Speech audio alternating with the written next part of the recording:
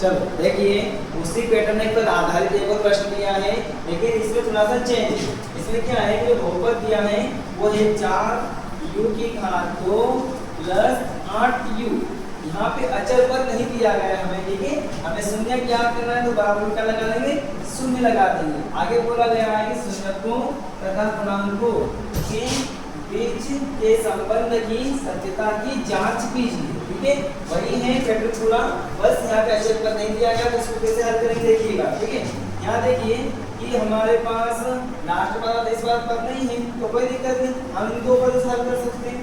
यहाँ से 4 का भाग 8 में चला जाएगा, और 4 में भी 4 का भाग जाता ही है, तो 4 को हम कॉमन ले लेते हैं, ठीक है। 4 को हम क्या कर देते हैं, कॉमन ले लेते हैं यहाँ से, तो 4 बाहर आ जाएगा। और यहाँ भी u है, इसके पास भी u है, तो दोनों से एक u कॉमन ले लो, ठीक है। तो यहाँ अंदर क्या बच जाएगा, 4 बाहर गया तो अंदर बचेगा हमारे पास ओनली एक u, ठीक है। कितना बचेगा, एक u बाहर निकाल लिया, एक u अंदर बचेगा, प्लस यहाँ भाग लगाएंगे तो 4 दूनी 8, 2 बार उठा गया, और इसके बाद एक ही u था जो हमने बाहर कॉमन निकाल लिया, ठीक है।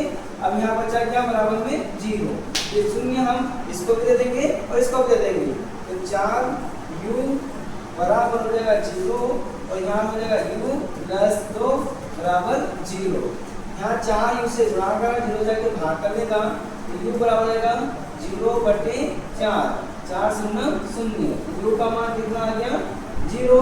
यहाँ एक शून्य दूर के हमको, और दूसरी साइड देखते हैं तो यहाँ प्लस का 2 उधर जाएगा तो माइनस का हो जाएगा, यानी कि u का मान यहाँ माइनस का 2 आ जाएगा। एक शून्य हमारे पास कितना है, -2, और एक कितना आया, 0। तो यहाँ देख लेते हैं u बराबर 0, -2, ये हमारे शून्य हो गए।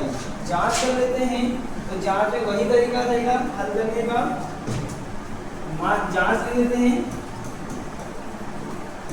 माना एक को अल्फा मान लो और एक को बीटा मान लो।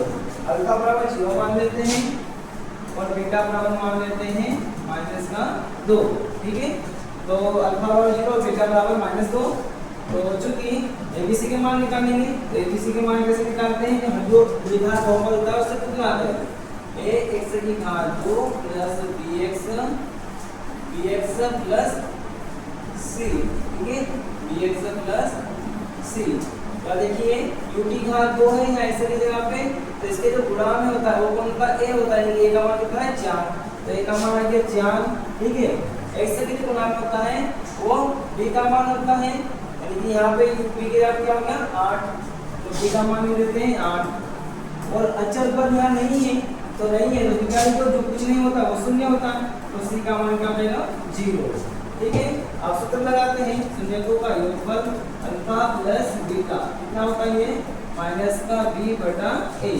अल्फा का मान कितना निकाला 0, प्लस बीटा का मान कितना है -2 है, तो माइनस चिन्ह, यहाँ माइनस चिन्ह आने का इसको हमें कोष्टक में डालना पड़ेगा, बराबर माइनस चिन्ह वैसे b का मान कितना है 8 और बटे a का मान कितना है 4, ठीक है। इधर तो 4 से भाग चला जाएगा, 4 एकम 4 और 4 दूनी 8, तो इस साइड का क्या करेगा -2, इधर देख लेते हैं प्लस माइनस 2 में से 0 कट जाएगा, 2 का 2 ही आएगा, लेकिन माइनस का 2, ठीक है। इस साइड तो बराबर आ गया। उस साइड देख लेते हैं अल्फा इंटू बीटा शून्यकों का गुणनफल, अल्फा इंटू बीटा शून्यकों का गुणनफल क्या होता है, ये c/a होता है।